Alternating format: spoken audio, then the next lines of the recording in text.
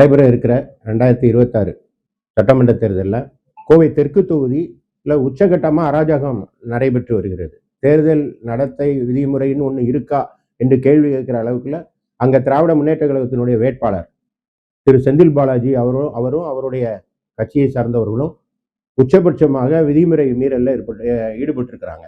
இது குறித்து நான் நேற்று நடைபெற்ற தேர்தல் ஆணைய கூட்டத்தில், அப்சர்வருடைய கூட்டத்தில் நான் கம்ப்ளைண்ட் பண்ணேன். உதாரணமாக கிட்டத்தட்ட ஒரு 100 ஷெட்டுகள் அங்கே அமைக்கப்பட்டிருக்கிறது, அதெல்லாம் அகற்றணும்னு சொன்னேன். இது போன்று கரூர்ல ஷெட்டுகள் அமைச்சாருன்னு சொல்லி கம்ப்ளைண்ட் கொடுத்ததன் பேர்ல தான் அவர் தொகுதி மாடி போட்டிட்டாரு. இப்ப இங்க அதே கரூர் ஃபார்முலாவை கோவை தெற்கில் அவர் இம்ப்ளிமெண்ட் பண்ணியிருக்காரு. அந்த ஷெட்டுகள் எல்லாம் நாங்கள் சீல் வச்சுட்டோம்னு தேர்தல் ஆணையம் சொன்னாலும் அதுல அந்த அன்லாஃபுல் ஆக்டிவிட்டிஸ் தொடர்ந்து நடந்துட்டு இருக்கு, வயலேஷனுக்கு எதிராக. அது மட்டும் இல்லாம எல்லா வீடுகளுக்கும் 5000 ரூபாய் பணம் விநியோகம் பண்ணாருன்னு சொல்றாங்க. உச்சகட்டமா நேற்று கெம்பட்டி காலனியில எல்லா வீடுகளுக்கும் தங்க காயின் கொடுத்தாருன்னு சொல்றாங்க. அப்படின்னா எங்க ஃப்ரீ ஃபேர் அண்ட் எலெக்ஷன் எங்க இருக்கு? எங்கேயுமே நியாயமான தேர்தல் நடைபெறுவதற்கான உசிதம் அங்கு இல்லை. தொடர்ந்து கம்ப்ளைண்ட் கொடுத்துட்டு இருக்கோம். கிட்டத்தட்ட 15 போலீஸ் கம்ப்ளைண்டே பணம் பட்டுவாடா, பணம் மழை பொழியுது, பணம் பட்டுவாடா பண்றாங்கன்னு கம்ப்ளைண்ட் கொடுத்து அதுக்கு சிஎஸ்ஆர் கொடுத்துருக்காங்க. அப்படின்னா இதெல்லாம் எலெக்ஷன் கமிஷன் பார்க்கணும்.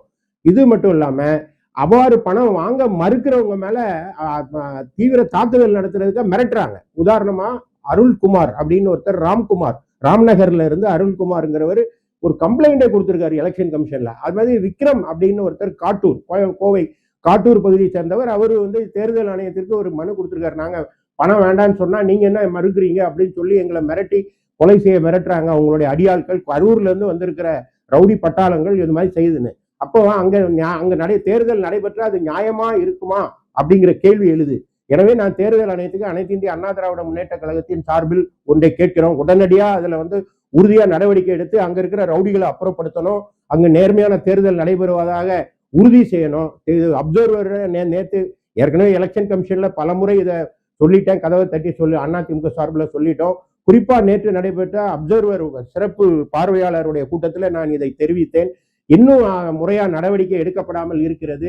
கிட்டத்தட்ட 15 போலீஸ் புகார்களே நேற்று நைட் வர 15 போலீஸ் புகார்கள். போலீஸ் என்ன எஃப்ஐஆரே போடல. பணம் கொடுக்குறவங்களை பிடிச்சு கொடுத்தா என்ன எஃப்ஐஆர் போடாம இருக்காங்க. அது மாதிரி கோல்டு காயின் கொடுத்துருக்காங்க. இந்த மாதிரி நடைபெறுவதனால் அங்கு முறையாக தேர்தல் நடைபெறும் நிலை இல்லை. எனவே அந்த தேர்தல்ங்கிறது நடந்தா அது நியாயமா இருக்குமா என்ற கேள்வி எழுந்திருக்கிறது. உடனடியாக நடவடிக்கை எடுக்க கோரி தேர்தல் ஆணையத்தை நாங்கள் முறையிட்டுள்ளோம்.